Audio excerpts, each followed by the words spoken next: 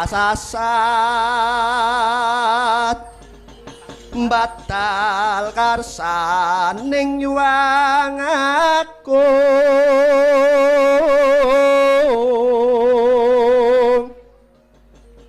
mulane babowong urip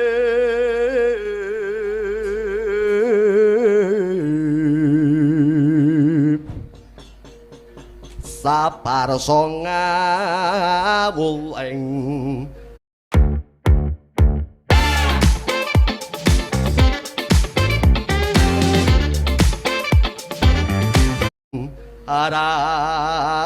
Ratu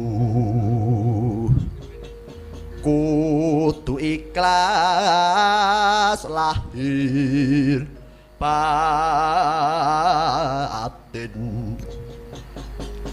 aja nganti nemu